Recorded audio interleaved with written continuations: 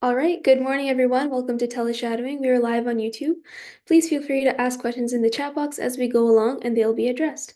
I'm honored to introduce our mentor for today and guest speaker, Dr. Pamela Krahl, a highly experienced occupational and environmental medicine physician who currently serves as the Associate Director of Occupational Health Services at the Smithsonian Institution. Dr. Krahl transitions to the Smithsonian after nearly 3 decades of distinguished service in the U.S. Navy, where she held multiple leadership roles, including Director of Public Health at various naval hospitals and Program Director for the OEM residency at the Uniformed Services University. She'll be talking more about this in her session as well.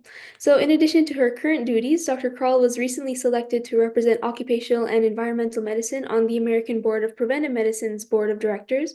So, we're fortunate to have her share her professional journey and insights today to demonstrate how critical it is to safeguard public health and operational readiness.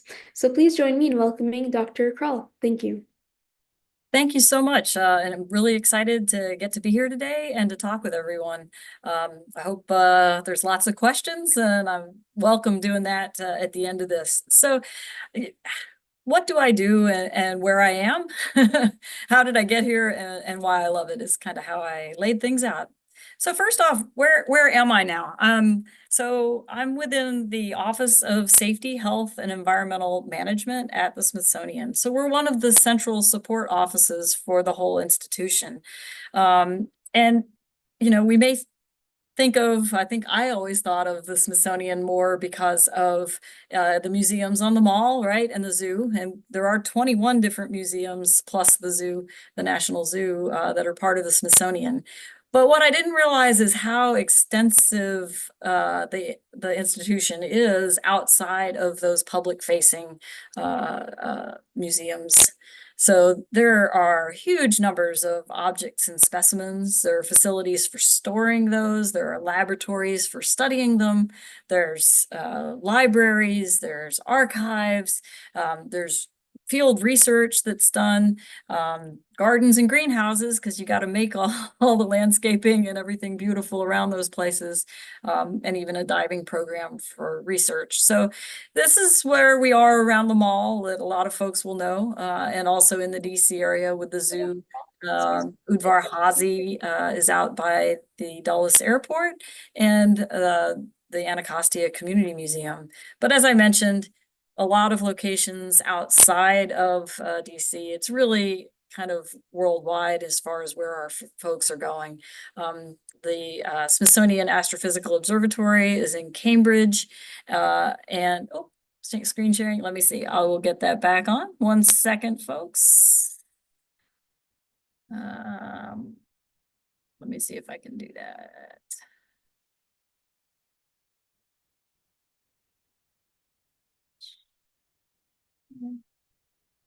It says it has disabled participant screen sharing. I can't reshare it.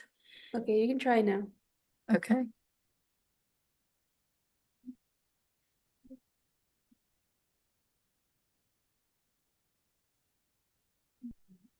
Okay.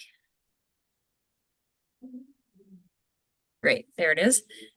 You got it? Okay, great. So yeah, there's a lot of diving done for coral research out of Fort Pierce, Florida, and also at Caribou Key in Belize, as well as at the Smithsonian Tropical Research Institute in Panama. And I'll talk a little bit more about that location later. There's coastal ecology research in Edgewater, Maryland, so out by the Chesapeake Bay. The Conservation Biology Institute is a part of the National Zoo, but it's out in Front Royal, Virginia, so out towards the mountains. There's another part of the National Museum of the American Indian is up in New York, as well as the Cooper Hewitt Design Museum. And then the Museum Support Center, and there's actually some other things around there, but out in Suitland, Maryland is a lot of the support areas. So definitely a lot of bigger in terms of spread than I would have thought just as a tourist. And we really have an interesting workforce too. It's for being in as many places as we are, we're not that huge in terms of staff. So we take care of about 6,300 employees and 2,800 volunteers. But it's really interesting because I'll highlight a little bit more. Very, very diverse types of work and hazards in the workplace. We have a lot more different types of employment status than I was used to when I was with the military and Department of Defense. So there you were a contractor or you were federal employee, you might be a non-appropriated fund employee or you're in uniform. But here there's trust employees, there's federal civil service employees, we do have contractors, we have tons of affiliate researchers and all coming in that we have a role with, plus a lot of volunteers. So it makes it very interesting that way.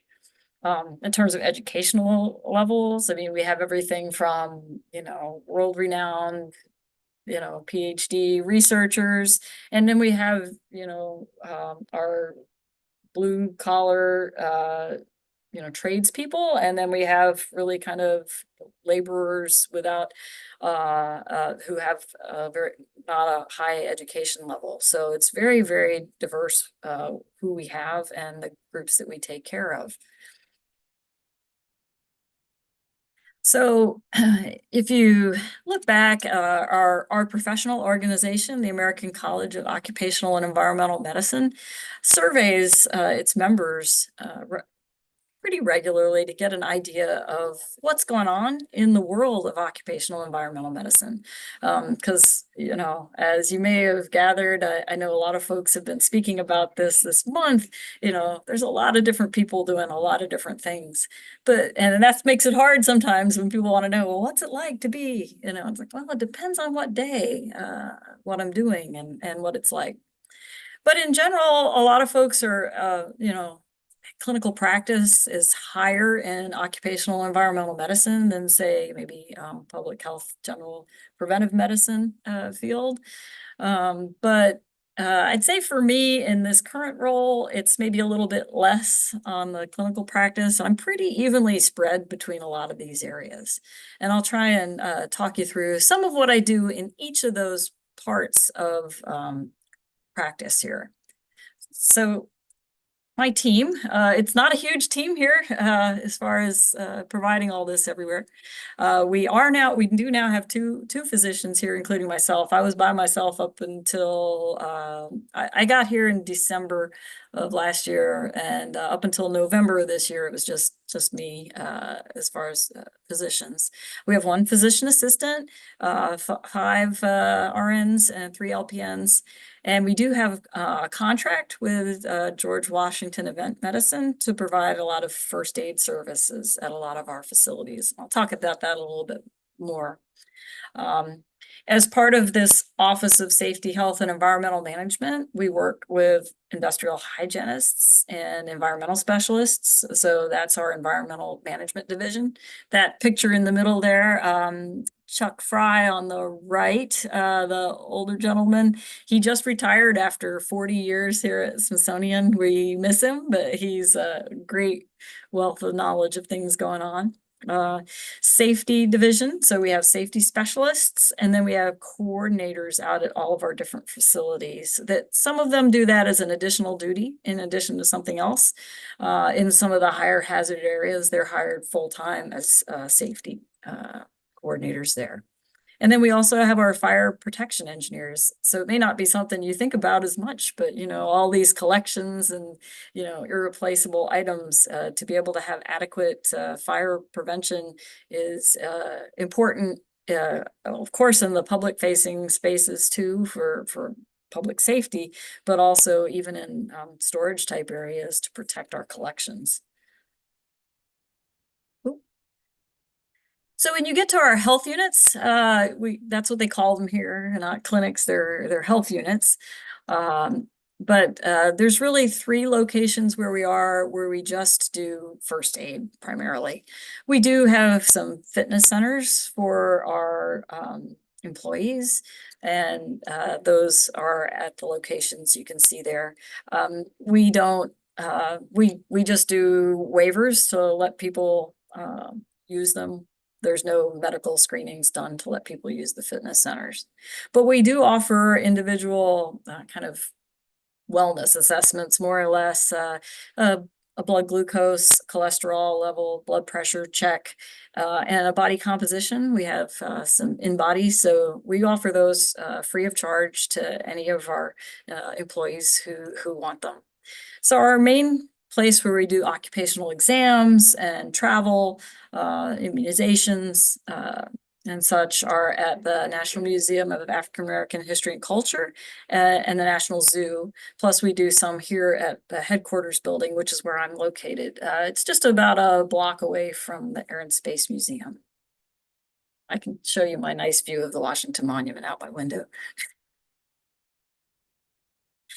So, so I wanted to talk a little bit about our some of the hazards that can be associated with museum collections, because that's one thing that comes up for us and isn't necessarily something that you might think about. So that picture there is a taxidermied puffin, and I picked the puffin because that's come up as an interest item for us. So the Museum of Natural History has about 90% of all the collections for the Smithsonian. A lot of them are taxidermied animals, and so a lot of them were collected from the 1800s to the early 1900s. What did people use in that time period to preserve and to prevent pest infestations? It was all arsenic and mercury compounds.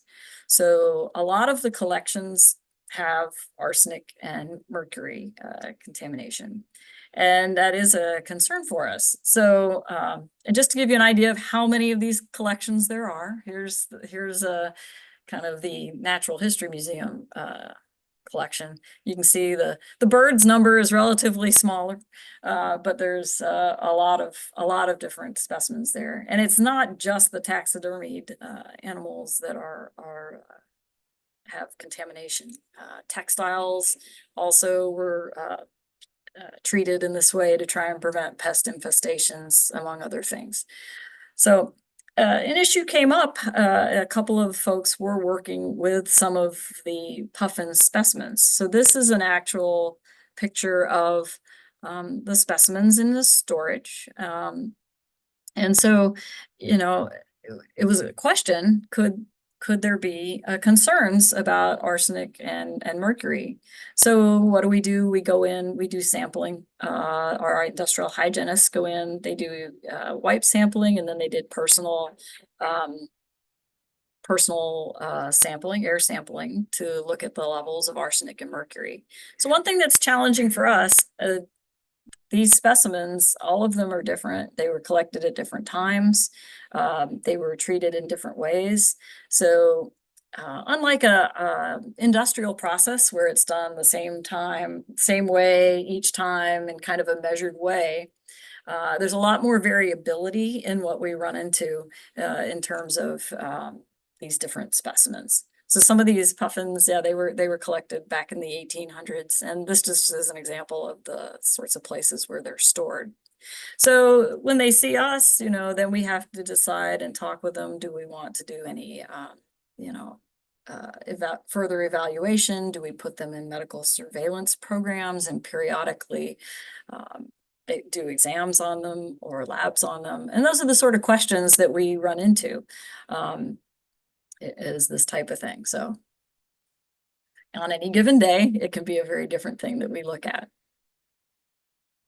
So that's what medical surveillance is kind of about. It's to protect the employees from things they might be exposed to in the workplace, to catch any adverse health effects early.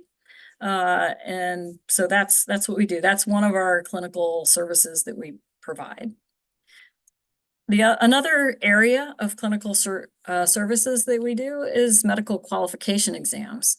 So unlike, the protecting the worker from the hazards in the workplace aspect, qualification exams are more when management says, hey, are my workers okay to do this job safely? So it's really a yes, no, can they do what they need to? So these are some of our police officers at the Smithsonian. We have about 650 armed police at all the different sites.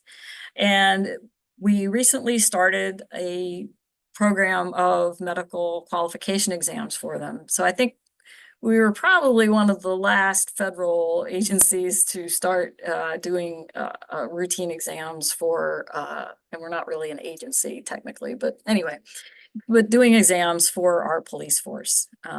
And starting a new program can be a challenge in terms of what you find. So we started this program and we're definitely working through things for folks. So I wanted to bring one thing up is screening for diabetes. So as we were doing these exams, we decided, before I got there, but those who started the program decided to go ahead and screen our officers for diabetes. So the most recent recommendations as far as screenings, if you look at USPSTF, it says overweight or obese adults 35 to 70. But even if you look at the American Diabetes Association, it will say everybody over 35. And if you're overweight and have a risk factor, then even if you're under age 35, you should be screened. So we're screening all of our officers. And I just, I had a med student from Howard University with me one day, and we saw one officer. He was 27 and he was overweight. And we found his fasting glucose was 126. So we did a in the office hemoglobin A1C, which was high at 6.9. He was asymptomatic and we sent him he was qualified. We made it a shorter qualification, but we sent him on for treatment. And, we talked about it and about why this was such a great thing. How many 27-year-old men go to the doctor if they feel fine? I mean, they don't generally, right? We have a chance to catch folks and to screen them early and to prevent or delay diabetes. We want our employees to stay healthy and be able to keep working and have a long career with us. So, there's definitely ways out there that you can, prevent or delay the onset of diabetes. We want to find these things early and get people treated. So that's another example of the sorts of things that we do in our clinic setting. But beyond the clinic, we do a lot of different things as well. So sometimes it comes up that there is a concern that we need to address, and that leads us down another road. So this was a concern that came up for our researchers down in Panama at the Tropical Research Institute. There are several folks there who have alpha-gal syndrome. So what is alpha-gal syndrome? It is an allergy to meat or meat products that has been associated with tick bites, and it can lead to anaphylaxis. So it's a big concern that way. In the US, it's Lone Star ticks that have been associated with this condition. And it's very new that it has been recognized, and it's really not well understood. It's thought that something in the saliva of the tick kind of triggers this allergic response, but a lot wasn't known. That said, all of our research folks on the Barrow, Colorado island, which is in the middle of the Panama Canal, had a concern about this. So we said, well, we really need to understand more about this to know what to do about it.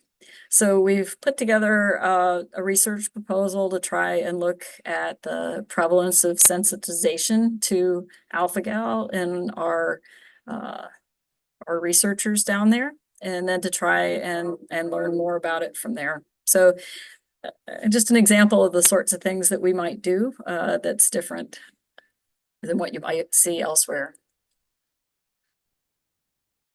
And then, of course, other sorts of things that we do. We're right here on the mall. I can tell you there's a lot of fencing up and stuff going on. I've sat in on more than I can count, listened in on meetings about inauguration preparations.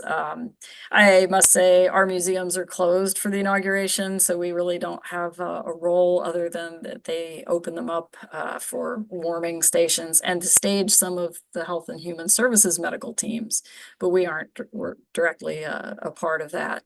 But we do things with workers' compensation, case management, and reviewing requests for reasonable accommodations. So definitely a lot of different things that we get involved with, both in the clinic setting and outside of that.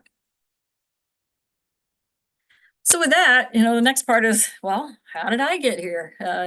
Showing my age, a little bit of talking heads there. I did work with his sister. She's actually an epidemiologist. So there you go. But I really started out at the Naval Academy back in 1990, way back when. We were the first class to be issued computers, and they looked like that one down there with big floppy drives. So, yep, I'm old.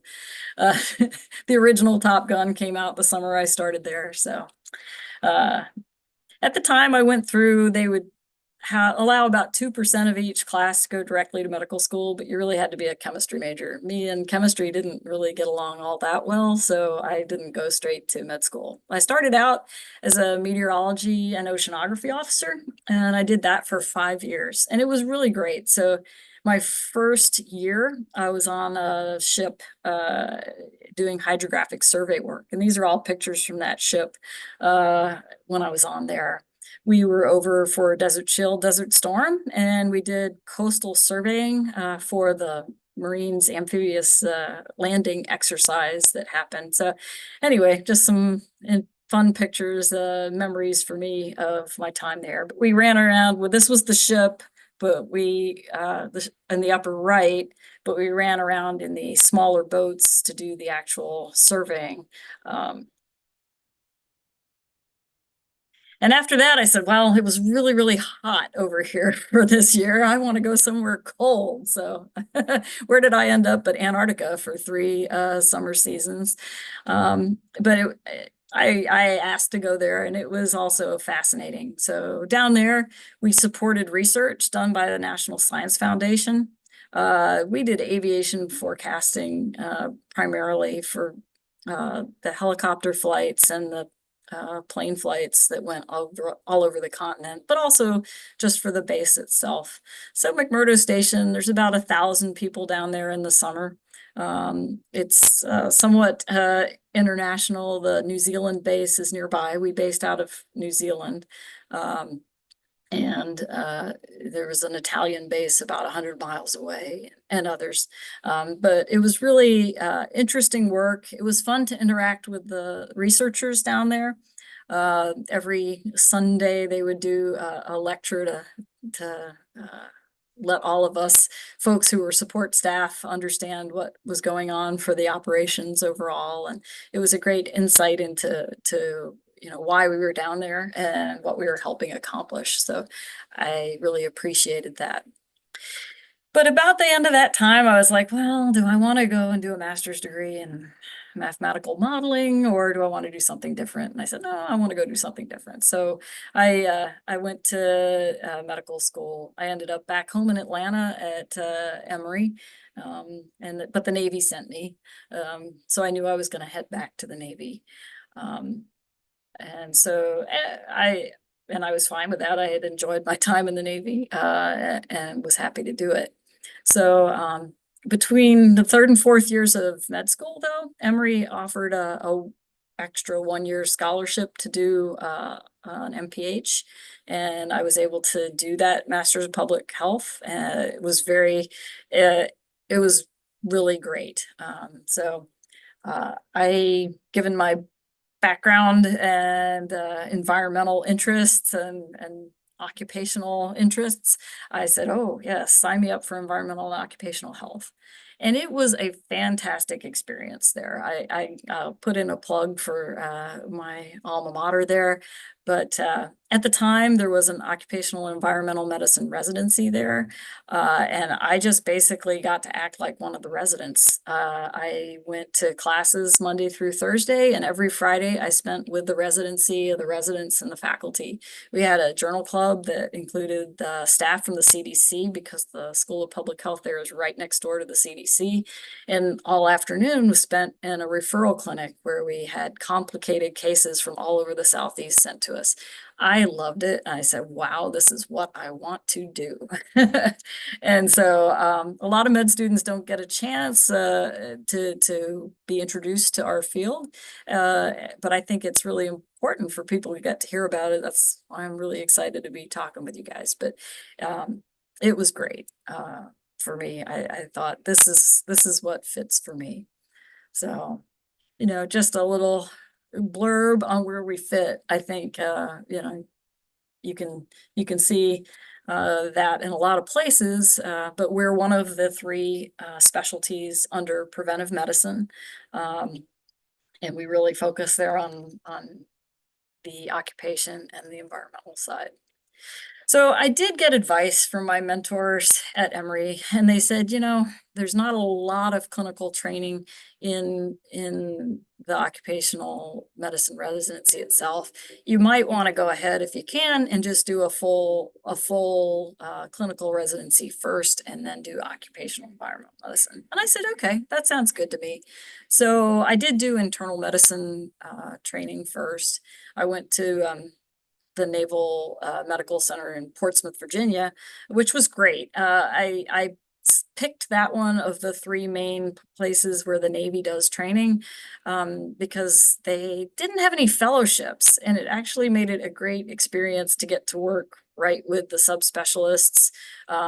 You got more procedures and more things to do that way without having fellows to compete with. So, and it was actually one of our busiest medical center as well. So I had a great time at Portsmouth. I went from there. I was down in Beaufort, South Carolina as a general staff internist for a couple years. It was really busy. I learned probably more in that 2 years than I did in 3 years of residency flying without a net.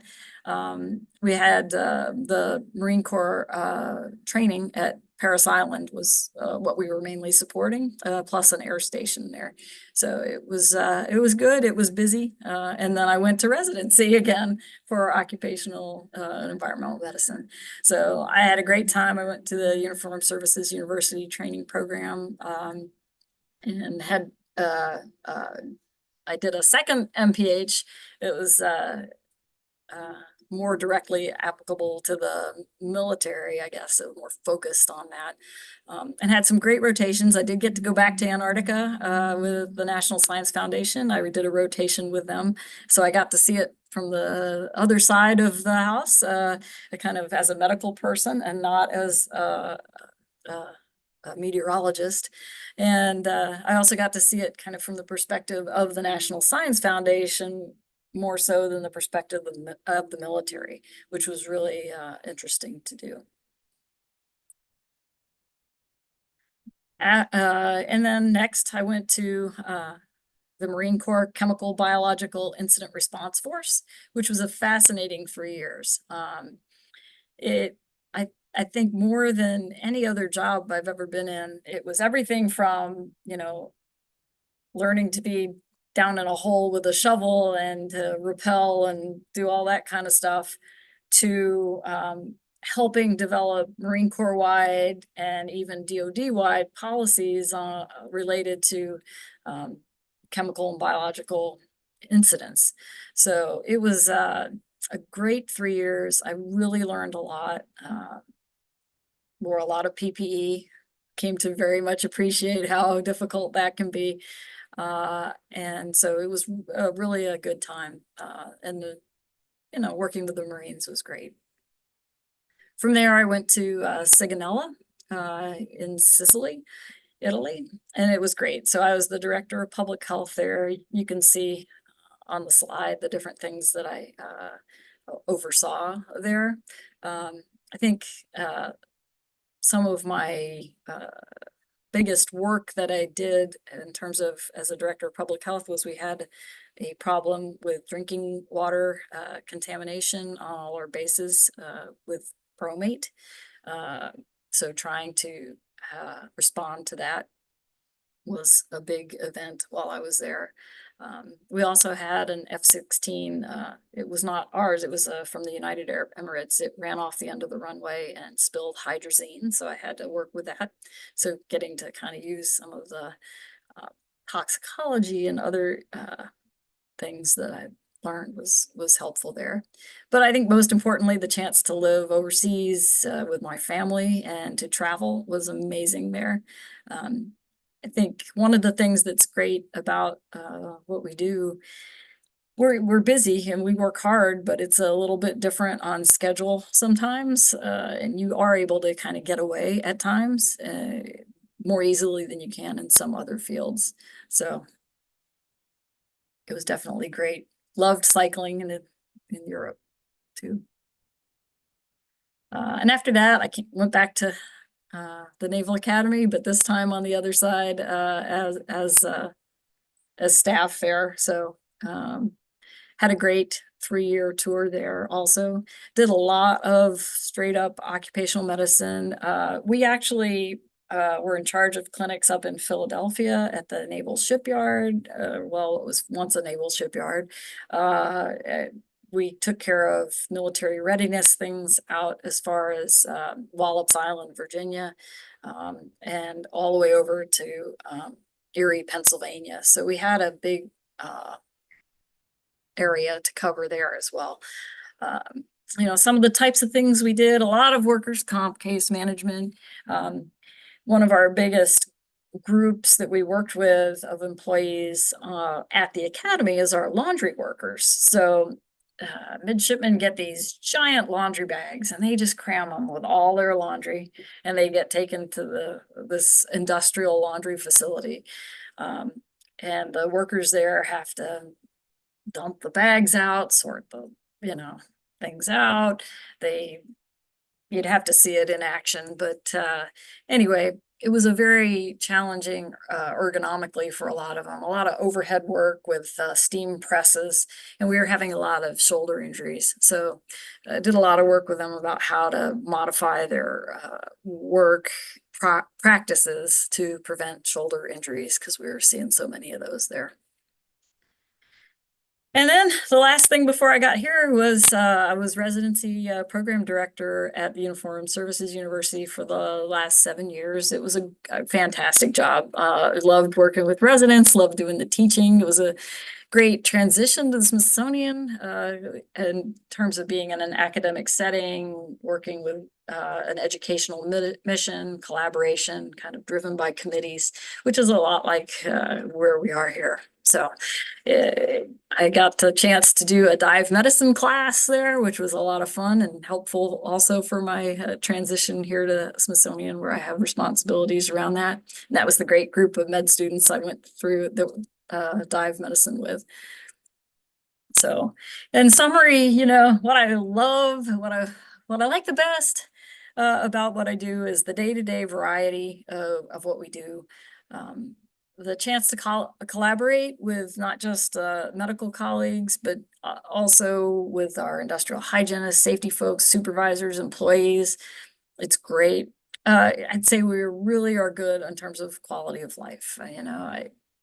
I love internal medicine. I don't know about 20 years of doing what I did for that couple years. I would have really burned out, I think. But I don't feel burned out doing what we do at all because it's always something different.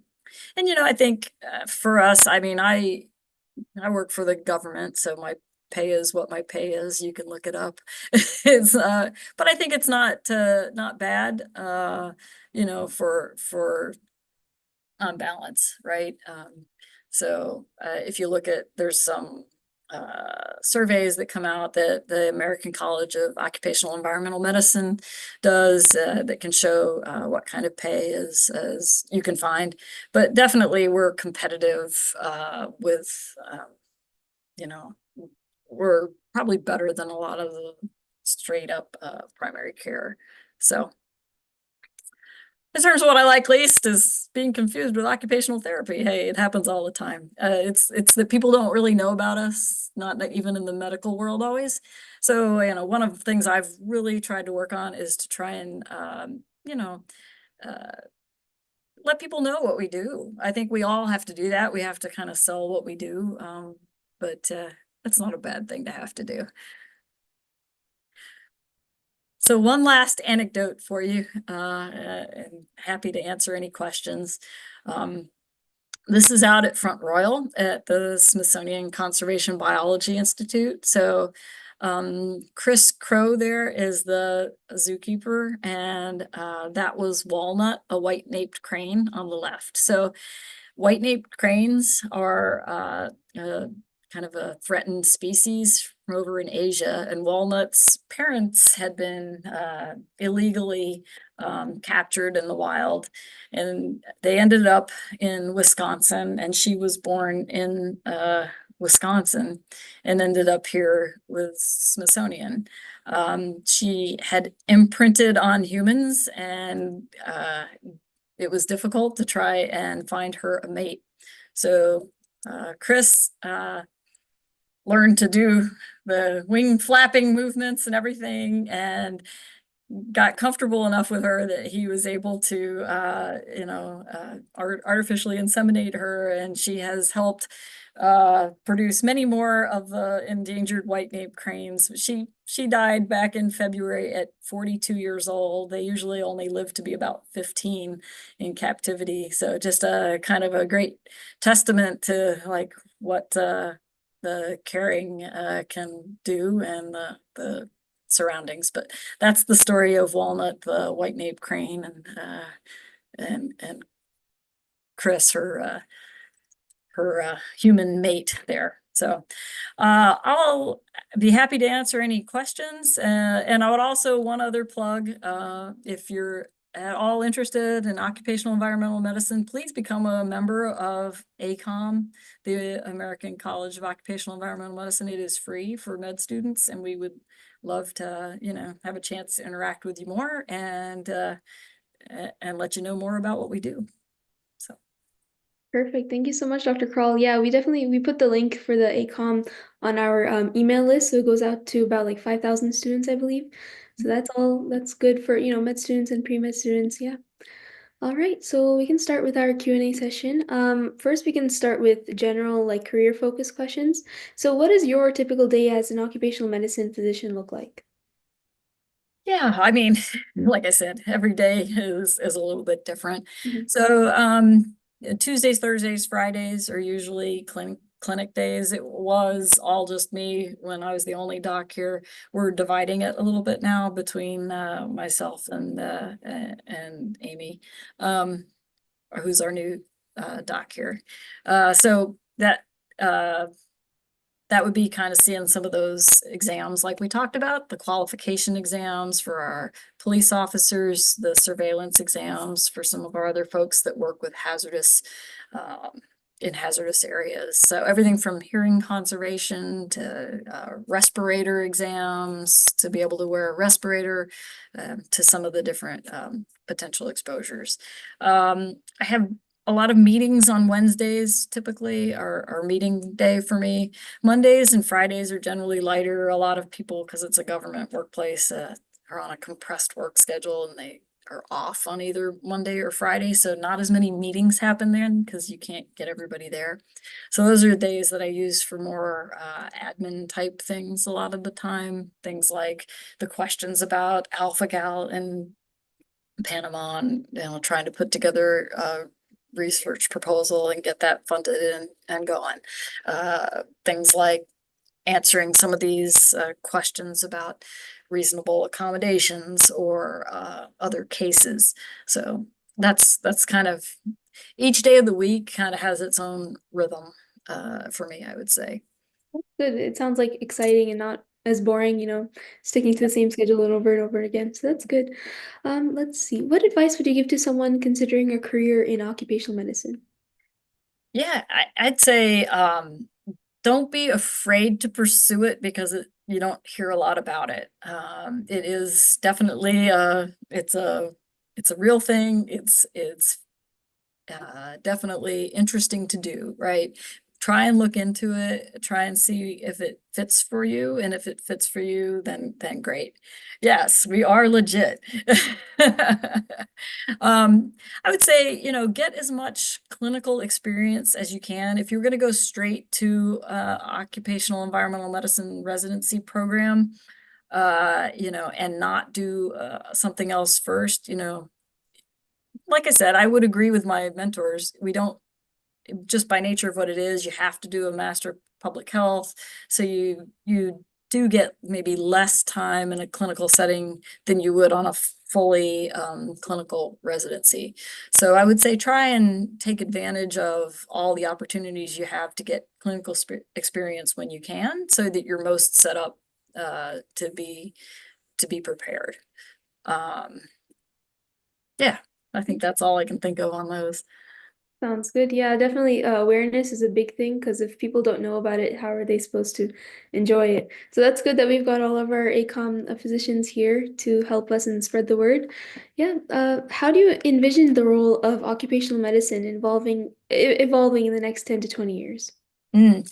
Yeah, I think that's a really interesting question. I think that's also one of the things that keeps it interesting too, right? It's not, if you're a cardiologist, the heart doesn't change. Yeah, the technology that you use and the medications will change.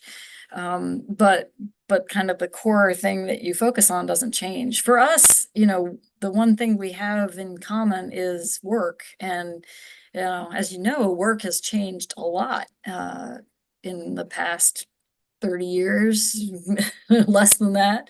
So I think, I see us needing to always be keeping track of what is going on in the world around us, so that we can stay ahead and figure out what's going on in terms of new hazards and new things that we need to be thinking about. So I think that's one thing that's cool. Um, I think the other thing is, um, where a country is or where its economy is and how much the regulations have developed impact a lot on what you see out there hazard wise. So I think, in other parts of the world where things aren't quite as far along as we are, they're seeing a lot of the issues that we did, you know, 100 years ago. So I think the other thing is how can we help those places, get to where we are and get through that period that was high hazard for us. So that's another opportunity, I Yeah, think, that for makes us. sense. So you mentioned that you have to, stay updated on everything that's going on and, keeping up to date. So how do you and like your colleagues stay updated on like the best practices and emerging trends? Uh, yeah, I mean, that's partly why you have professional societies, and there's our conference every year to share that. So we have the American Occupational Health Conference each year is a great way to kind of keep up on things that are going on. We have different journals, so just like any other specialty that keep us up in our field. So that's another way that we do that. We have our component section, so we have meetings periodically throughout the year where we can meet and talk about issues and things that are going on and upcoming for us. So there's a lot of different things that we keep up with. Some of it's related to regulations, honestly. Some of it's related to changes in the work and workplaces. Some of it is, related to advances in medicine. How can we apply new technologies that are out there to what we do? Um, so I think there's a lot being looked at in a lot of those areas, everything from telehealth to AI to, portable, pocket ultrasound, lots of different things. So, yeah. There are definitely a lot of things. That's why it's so important to keep in touch with like your colleagues and like, the experts in the fields just to make sure you're getting everything. So yeah. Let's see, what else do we have here? Okay, so someone in the chat asked, what are your thoughts on the importance of mental health in the workplace and how do you address it? Uh, that is a really tough question and an interesting question, and we run into that a lot. I guess I can talk about some of what we see in some of our accommodation requests, actually. So, the Americans with Disabilities Act and the requires employers to accommodate disabilities in the workplace where they can. And I think that's one area that is really challenging right now with respect to mental health. Um, we see a lot of requests currently to continue working from home based on mental health conditions, but then you have to say, well, depending on what the person's job is, if it involves a lot of interaction, if a person can't interact in the in the workplace, are they even able to interact virtually? Mhm. Um, it could still create stresses. So I think sometimes trying to figure out is an accommodation appropriate? Uh, is there even a problem with being able to perform essential functions of the job are some big challenges that we have coming up.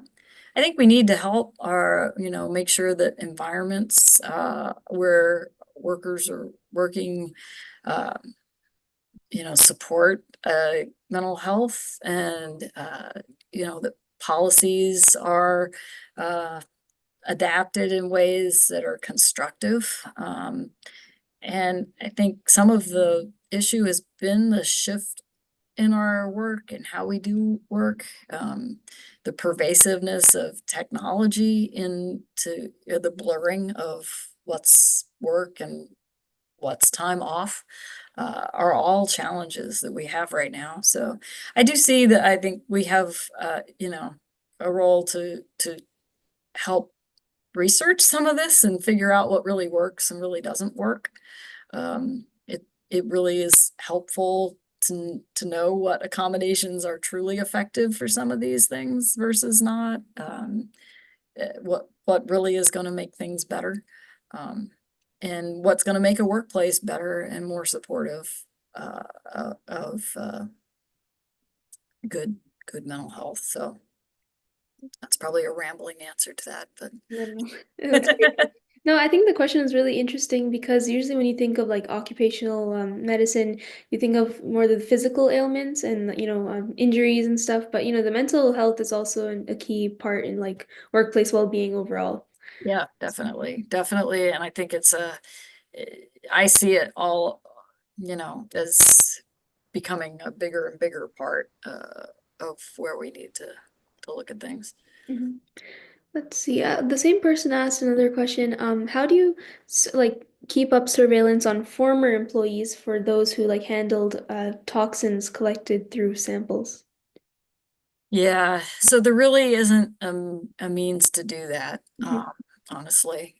Their participation and surveillance ends when they either stop working with that uh, chemical or substance or when they leave employment. And yeah, it does make it a little bit challenging when it comes to figuring out, given how the latency of a lot of the conditions versus the exposures. Yeah, it definitely, that is it's a great question, and yeah, it's very rare. I mean, ideally, in my life in the military, it would be so wonderful if it was really truly connected to the VA and you could, pick some of those things up that way. But I think they're working towards it, just not quite there yet. Yeah. That's a great answer and a great question as well to our friend in the chat. Let's see. Our next question is more on like legal and regulatory aspects. So, what's your role in ensuring compliance with OSHA standards? So Yeah, well, there's a lot of different OSHA standards. So within the office where I work, our safety folks are here that advise on that. Ultimately, complying is kind of the organizational responsibility. Leadership of the organization is truly responsible, management and all that. We advise and consult, and certainly on the medical parts of the standards, we are responsible for making sure we're doing it right, for documentation, record keeping, exam elements. We can't make people come and see us though. So that is a challenge for us. When our only sites where we've been doing our exams are here on the mall, but I told you where everybody is actually, working. They're in Front Royal. It's a 2 hour drive sometimes away. They're out in, Anne Arundel County. That's a 2 hour drive away. So it's difficult for people to come um, get to us. So starting actually this calendar year, we've piloted trying to go out. So the schedule that I told you is kind of a changing schedule. So now Tuesdays, Wednesdays, and Thursdays, we're sending teams out to these outlying sites to do exams on site. Yesterday, I was out at the Museum Support Center in Suitland and did exams there. I saw 2 people who are in hearing conservation who hadn't had an audiogram since 2019. We're trying to get out now and to get people caught up on these things because I think, you can't just say, oh, you got to come and see us, and that's the only way to get it done. Everybody's busy, everybody's shorthanded. So we're trying to figure out how we can build what we do to facilitate getting that done, right? We need to make it easy for them where we can. We need to reach out, see what they're doing, the challenges they're facing. That helps address partly the mental health question, right? It gives us a better understanding of what's going on in each of these places. Um, it helps us get to them and make them know that we want to keep them updated on these things. And it also helps us right size who is enrolled in the programs because we found that a lot of the enrollments are not accurate. People have changed jobs or they've changed their process and they don't have that hazard around anymore. So we're in the midst of doing a big overhaul of that, but we're really excited about it to get out there that 3 days a week to get caught up, get on site, and to really connect with what's going on out there. Part of the challenge for us, honestly, has been that the emphasis has been on us doing first aid for the visitors at the museums. The Doc Health Services here came about because of first aid, really, and we were under our police force, the protection services, and they said, oh, we need people to do first aid, and then it kind of grew into having Occ Health. So, but the legacy of that is that their focus is on some of the visitor first aid. We're talking about how we can do that, maybe contract more of it as EMTs so that we can focus really on the Occ Health aspects. So, yeah, we're definitely excited to be getting out there. I think our vision is we could get a Sprinter van clinic set up that travels because right now the logistics are hard for us. We are a lot of lugging boxes and set up and breakdown time, which makes us slower. Whereas if we had a setup where we can get to them, we can get it done better. So we're working on trying to make all that happen. That's a good project because, accessibility is like one of the main issues, barriers in like healthcare. Yep. And that's something that can't be replaced with just like, telehealth screenings and stuff like that. So I know you mentioned, let's see. Oh, yeah. So what ethical considerations come into play when you're asked to provide information to employers about an employee's health? Yeah, so that's definitely always a consideration for us in occupational and environmental medicine. So employers really are not entitled to know about somebody's personal health other than how it may have impact on their ability to do their job. Most of the time you do not have to communicate a diagnosis of any sort to the employer to be able to communicate what they need to know about what's going on for them related to their job. So, I think maintaining that confidentiality for the employees that you see is really important. You have to have their trust for any of these programs to work. Either on the surveillance side where you're trying to protect them, or on the qualification side where you're answering that question of are they able to do their duties safely. We I always jokingly say we are Switzerland. Yes, we work for the employer, but you have to be the fair broker and you know, look at things objectively. So, and confidentiality is definitely a big aspect of that too. Yeah, Um, sounds good. Yeah, that makes sense. Our next question is, how do you educate employees about the importance of preventive health measures such as routine checkups or immunizations? Yeah, we do that at every visit where we can with them to try and remind them of those types of things.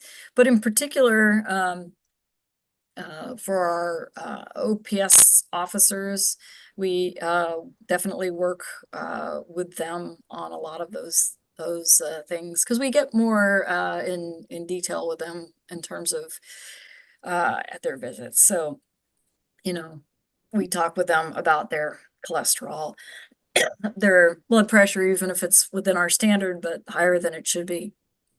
We're talking with them. Pre-diabetes, okay, you need to go. Definitely immunizations that way. Overall, for the big institution, we do messaging as well. So we did a wellness fair. We hope to do again this year in conjunction with the insurers and our wellness committee. We did our health screenings there, as well as brought in a number of outside folks, including Diabetes Association, Heart Association, Kidney Foundation, to provide health education. So we definitely try to provide general education to everyone, and then we address individual risk factors for folks when we see them in clinic. That sounds very interesting. You have to like sort of take everything into account when dealing with these people, and it's really great to hear that you have to like that you have that responsibility with everyone that you have to take care of. So that's great to hear. Um, just a couple more questions. What has been the most rewarding case or situation you've handled in your career? Oh, most rewarding case or situation. Or any that come to mind, honestly. Yeah, no, I mean, I tried to hit a few of them when I was going through the presentation. Mhm. So I think some of the things that I love most are when you can um, intervene with somebody on one of these qualification exams and get them, you know, maybe a little tough love to get them to turn it around and do what they need to do for themselves. So I had a firefighter when I was over in Sigonella. He was a civilian firefighter, and I saw him, and he was diabetic, but his diabetes was not well managed. Um, and I worked with his fire chief. So he was open about what the health condition was and told his fire chief, who happened to also have diabetes. And the fire chief was super supportive of this. So I temporarily said, you can't actually go out on calls, you can still go to work. So that impacted his pay and was a little bit of a motivator for him to get on it. They gave him additional time to be able to work out and everything, and they kind of helped tough love him on some of the nutrition because in a firehouse, what guys eat is what's there, and so they kind of went on a whole. Everybody went on a bit of a health kick there. Anyway, he was able to totally bring it way down. We got him back within 3 months. He was back to doing everything. But that was just that extra bit of motivation he needed and support he needed to make the change that was really important.